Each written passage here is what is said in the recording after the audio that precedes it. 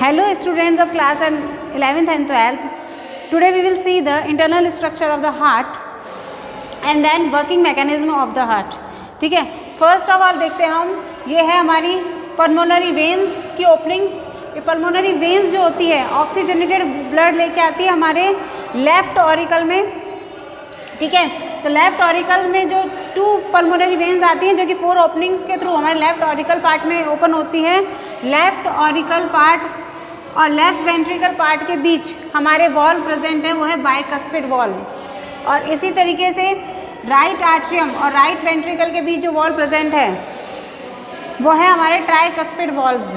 ठीक है, इसके अलावा जो हमारे इम्प्योर या डीऑक्सीजनेटेड ब्लड जो है वो वेना कावास के थ्रू एंटर करता है, और यह है एंटीरियर वेना कावा की ओपनिंग, यह है पोस्टीरियर वेना कावा की ओपनिंग। ठीक है, वेन्स जो हैं वो ओपन होती हैं वेना कावास में जो कि डीऑक्सीजनेटेड ब्लड लाती है, और वेन्स जो है वेना कावा में ओपन होती है। वेना कावा हमारे राइट ऑरिकल पार्ट में ओपन होता है। राइट ऑरिकल और राइट वेंट्रिकल के बीच हमारे ट्राइकस्पिड वॉल प्रेजेंट है। ठीक है, इसके बाद आती है हमारे ये पल्मोनरी आर्क। ये पल्मोनरी आर्क क्या करती है, राइट वेंट्रिकल से डीऑक्सीजनेटेड ब्लड को कहाँ ले जाती है, लंग्स में ले जाती है। क्या करने के लिए, कार्बन डाइऑक्साइड को एक्सक्रीट आउट करने के लिए।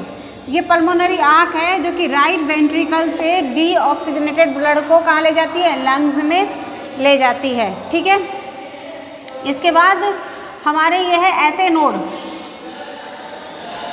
ऐसे नोड से ये सिस्टमिक आर्क है जो कि लेफ्ट वाले पार्ट से क्या लेके जाता है, प्योर ब्लड को ले जाता है, ऑक्सीजनेटेड ब्लड को ले जाता है पूरी बॉडी में ट्रांसपोर्ट करने के लिए। लेफ्ट सिस्टमिक आर्क है जो कि पूरी बॉडी में क्या करेगा, हमारे प्योर ब्लड को ट्रांसपोर्ट करेगी। ठीक है, इसके बाद अगर हम बात करें, अब वर्किंग मैकेनिज्म की बात करते हैं हम, तो वर्किंग मैकेनिज्म जो है हमारा हार्ट जो है मायोजेनिक हार्ट है, क्योंकि हमारी हार्ट की मसल्स जो हैं खुद स्टिमुलेट होती है कॉन्ट्रैक्शन के लिए। उन्हें कोई सिग्नल ब्रेन से नहीं मिलता है कॉन्ट्रैक्शन के लिए, खुद ही स्टिमुलेट होती हैं, और खुद के स्टिमुलेशन से ही हार्ट बीट जनरेट होती है। खुद स्टिमुलेट होने की वजह से मसल्स हार्ट की, इसे कहा जाता है हमारे हार्ट को मायोजेनिक। क्या कहा जाता है, मायोजेनिक हार्ट कहा जाता है। ठीक है, और ये हार्ट का जो कॉन्ट्रैक्शन सेल्फ स्टिमुलेशन जो है वो कहाँ से स्टार्ट होता है, ऐसे नोड साइनो ऑरिकुलर नोड से स्टार्ट होता है। यह है हमारा ऐसे नोड, और ऐसे नोड कहाँ सिचुएटेड होता है, राइट ऑरिकल पार्ट में सिचुएटेड होता है। ठीक है, ऐसे नोड को इसलिए पेस मेकर भी कहा जाता है क्योंकि इसमें सेल्फ कॉन्ट्रैक्शन मतलब अपने आप स्टिमुलेट होता है कॉन्ट्रैक्शन के लिए, इसलिए इसको पेस मेकर कहते हैं। और ऐसे नोड जो है जैसे ही स्टिमुलेट होता है तो हमारे क्या होते हैं, वेव्स ऑफ कॉन्ट्रैक्शन। ऐसे नोड स्टिमुलेट होगा और वेव्स ऑफ कॉन्ट्रैक्शन जो है कहाँ पासेस हो जाएंगी, ऑरिकल्स में पास हो जाएंगी। इसकी वजह से हमारे क्या होते हैं, ऑरिकल्स में सिस्टॉल होता है, ऑरिकल्स कॉन्ट्रैक्ट होते हैं, और इस समय हमारे वेंट्रिकल्स हैं वो किस में रहते हैं, डायस्टॉल की कंडीशन में रहते हैं। अब ये ऐसे नोड से कॉन्ट्रैक्शन की वेव्स ऑरिकल्स में पास होगी, और ऑरिकल्स से ये कॉन्ट्रैक्शन कहाँ पास होता है, सेकंड एवी नोड में जाके पास होता है, जिसकी वजह से हमारा एवी नोड जो है वो क्या हो जाता है, एक्टिव हो जाता है। और ये एवी नोड से जो कॉन्ट्रैक्शन की वेव्स हैं वो कहाँ पासेस होती हैं, बंडल ऑफ हिज में पास होती है। 3rd नंबर आता है वर्किंग मैकेनिज्म में हमारे बंडल ऑफ हिज का। ऐसे नोड से हमारा कॉन्ट्रैक्शन की वेव्स जो है कहाँ ट्रांसमिट हुई, एवी नोड में, और एवी नोड से कहाँ गई, बंडल ऑफ हिज में, और बंडल ऑफ हिज से कहाँ पास होती है, हमारे पुरकिंजे फाइबर्स में, जिसकी वजह से क्या होता है, कॉन्ट्रैक्शन होता है। और किसमें, वेंट्रिकल्स में कॉन्ट्रैक्शन होता है जिसकी वजह से, और हमारे एक हार्ट बीट प्रोड्यूस होती है।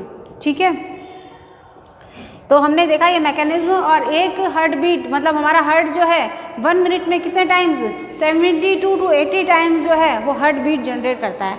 अब देखा ये हार्ट बीट जो है वो कैसे जनरेट हो रही है, सेल्फ जनरेट हो रही है, इसलिए हमने हार्ट को कहा है मायोजेनिक हार्ट। ये हमारे हार्ट की इंटरनल पिक्चर है जिसमें आपको वर्किंग मैकेनिज्म और इंटरनल स्ट्रक्चर दोनों एक्सप्लेन हो रही है डायग्राम से।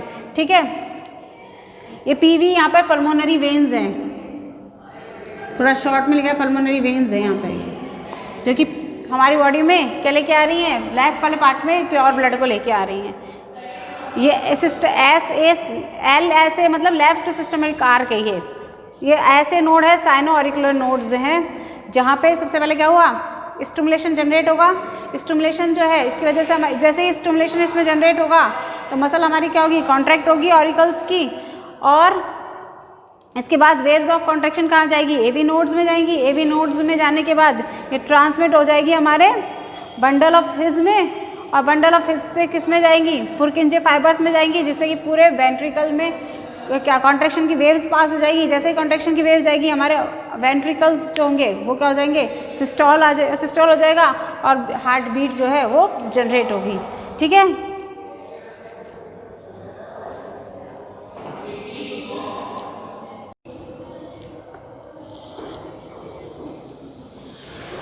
नेक्स्ट हमारा टॉपिक है कार्डियक साइकिल। कार्डियक साइकिल क्या है, एक बीट हार्ट बीट के स्टार्ट होने से लेकर नेक्स्ट हार्ट बीट के स्टार्ट होने तक हमारे हार्ट के डिफरेंट पार्ट्स में जो चेंजेस होते हैं, डिफरेंट पार्ट्स में जो साइक्लिक चेंजेस होते हैं उन्हें कहते हैं कार्डियक साइकिल।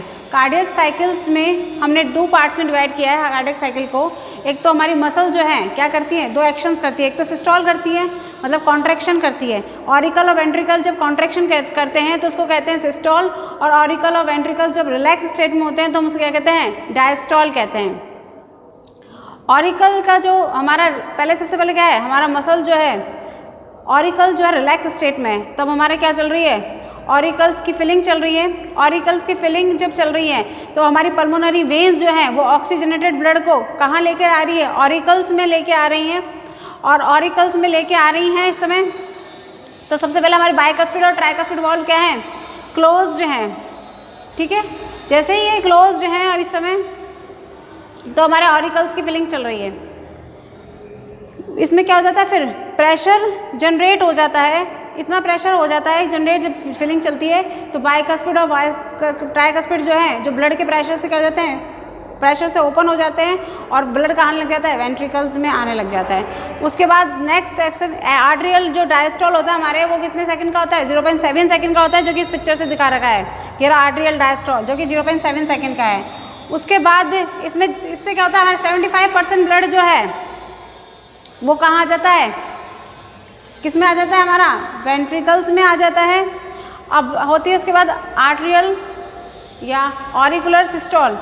ऑरिकुलर जो सिस्टोल होता है इसमें क्या होता है, 0.1 सेकंड का टाइम लगता है। इससे क्या होता है, जो कुछ 25% रिमेन ब्लड हमारे रह गया था, कॉन्ट्रैक्शन होता है सिस्टोल का मतलब मीन्स, तो इससे क्या होता है, तो जो 25% रिमेन ब्लड रह भी गया था हमारा आर्टेरियल्स में, वो भी कहाँ आ जाता है, हमारे इसमें आ जाता है, वेंट्रिकल्स में आ जाता है। ठीक है, अब इस समय क्या होता है, हमारे एसवी वॉल्व क्या रहते हैं, क्लोज रहते हैं डायस्टोल के टाइम पर। वेंट्रिकुलर डायस्टोल जब होता है तो एसवी वॉल्व क्या होता है, हमारे क्लोज रहते हैं। अब वेंट्रिकल सिस्टोल की बात आई, उसके बाद क्या होगा, जब हमारा मसल आर्टेरियल सिस्टोल जब क्लोज होता है, जब एंड हो जाता है, तो हमारा किसका सिस्टोल चालू होता है, वेंट्रिकल सिस्टोल चालू होता है। वेंट्रिकल इस समय क्या होता है, वेंट्रिकल जब सिस्टोल होता है, हार्ट की पहले तो फिलिंग चल रही थी ब्लड की, उसके बाद जब वेंट्रिकल सिस्टोल होता है तो हमारे बाइकस्पिड और ट्राइकस्पिड वॉल्व जो होते हैं वो क्या हो जाते हैं, क्लोज हो जाते हैं, जिससे कि ब्लड क्या बैक फ्लो नहीं हो, और प्रेशर जनरेट होता है, जिसकी वजह से हमारे जो एसवी वॉल है, सेमिनुलर वॉल्व जो हैं वो ओपन होते हैं, और ब्लड जो है वो कहाँ जाता है, एओर्टा में और पल्मोनरी आर्टरीज में जाता है।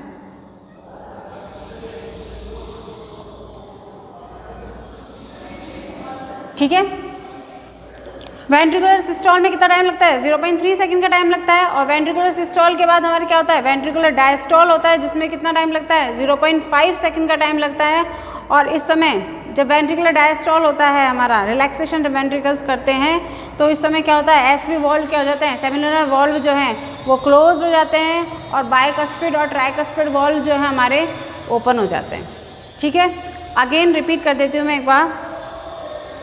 सबसे पहले हमारे जो ब्लड है, इस आपको बॉक्स के डायग्राम से और एक्सप्लेन हो जाएगा।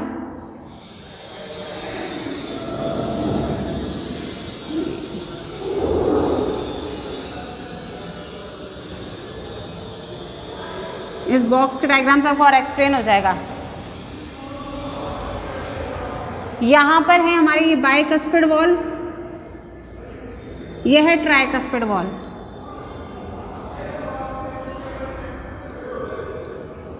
और नीचे वाले जो वॉल्व हैं वो है हमारे semi lunar valves, semi lunar valve, ठीक है। सेमी लूनर पूरा लिख देती हूँ, सेमी लूनर। तो यहाँ पर हमारे लेफ्ट वाले पार्ट में पल्मोनरी वेन जो है वो प्योर ब्लड लेके आ रही है, प्योर ब्लड लेके आ रही है, फिलिंग चल रही है,